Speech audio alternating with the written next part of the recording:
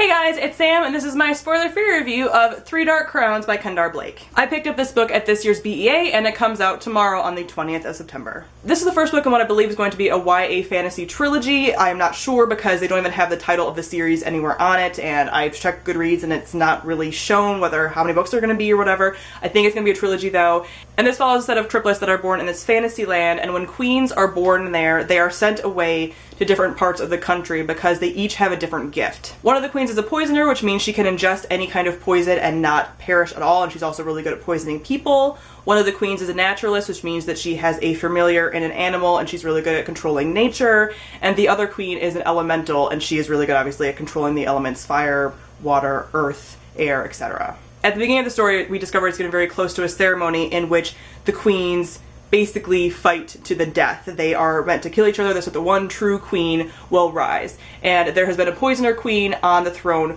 for many, many years, but this time around, the poisoner queen and the naturalist queen are supposedly giftless. They do not have any gifts. The poisoner queen gets poisoned, and the naturalist queen does not have a familiar, cannot control anything like that. The only strong one is the elemental queen. But not everyone necessarily knows that, and it's gearing up to be the ceremony in which they have to all kill each other, and everything kind of takes off from there. So I wasn't really sure what to expect with the story, but this story definitely did blow away the little expectations that I did have. It was very different from what I thought it was going to be, but in a good way. So first off, we have the world building. I really enjoyed this world with these different kinds of queens and everything. I will say that I feel like the world building is a little lackluster. There are times when you don't really know why things are the way they are and how exactly all of this works, and just some of the political stuff isn't quite explained a ton in here. It is, I think, because there are multiple POVs. It's kind of a third-person narrative, so it's not like we're necessarily following somebody in their head all the time, but there are certain characters that you follow. Obviously, you follow all of the queens, and you do follow people kind of around them at times.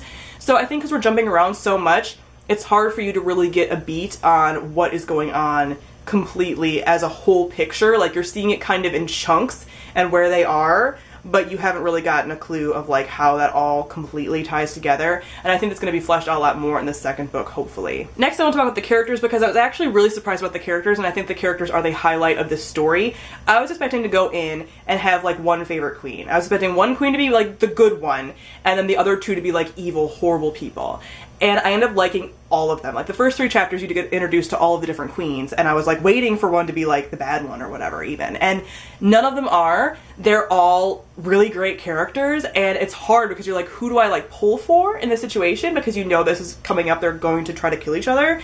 And it's tough because you're like, I like all of you, so like, what do you do now? So I really enjoy that element, and I was very surprised, but pleasantly surprised, there's a lot of female friendship in here. Every queen has a close female friend, if not multiple close female friends, and that's like the core relationship that's explored with them. So while there is a romance element to this in a lot of ways, I feel like the first relationship that you see, and that's really shown and uplifted, is the female friends, and I loved that. I think all of the queens have very unique personalities, and I felt for all their situations. All of them are in really tough situations. They are political pawns in each of their places, and they're also struggling with their gifts, whether they are really gifted or whether they are giftless. So it's a struggle, and all these political moves and being sneaky and everything. It's really cool. There's a lot of elements that I really enjoy. One thing I will mention that I think kind of took away from the story is there is an element with one of the queens of this kind of love triangle, and I really did not enjoy that. It was completely unnecessary. A lot of the other romance elements I think were done really well. There's a lot of different examples of love in that. There's some like old friends kind of love, or like new people, whatever, or people who aren't romantic, all of that kind of stuff. So there's a lot of different examples of that. But with this one situation, there's this weird love triangle, and I don't like it. Like, it takes away, like, I understand why it happened. There's a situation that happens that kind of makes it happen, but I still really don't like it. It just felt like really contrived angst, and I'm not a fan of that at all. I'm not a fan of unnecessary love triangles, and that's exactly what this was. We already have so many characters and so many relationships going on, like whether it's familial or, you know, friendship or romantic or whatever, that we don't need to throw in this really complicated thing. It just, I think that was really big waste.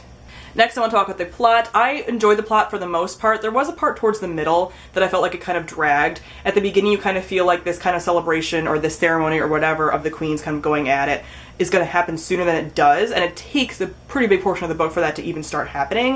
And I think that part where they're kind of gearing up for it dragged out a little too long. In the beginning, you definitely feel that sense of urgency and what's going on. In the middle, you just have a lot of things that are kind of just drug out and stalled. I will say that I really did enjoy the skipping around of perspectives. That made it travel by a little faster, but overall I think that part kind of lagged. But I really enjoyed the ending. Like, the ending is where stuff really starts to gear up. It's where you start to see that the rest of the book was a lot of foundation laying, and that the rest of the book is really good, and you start to see what the rest of the series is going to be like, and I'm really excited for a lot of stuff with the rest of the series, especially the ending left a lot of stuff that's like, oh my gosh, jaw-dropping, so I really enjoy that. I'm looking forward to the rest of the series and the development of the characters. The characters in this book already go through a lot, and I'm looking forward to like what's going to happen with the rest of them and where they're going to go and everything. I really enjoyed that ending. There also were some kind of plot holes or character development holes, I guess. Although the characters go through a lot, there were some holes where it's like, since we have this passage of time when we're skipping between perspectives, it wasn't a very well depicted passage of time. So while characters are developing, going through stuff, like, we don't necessarily see it.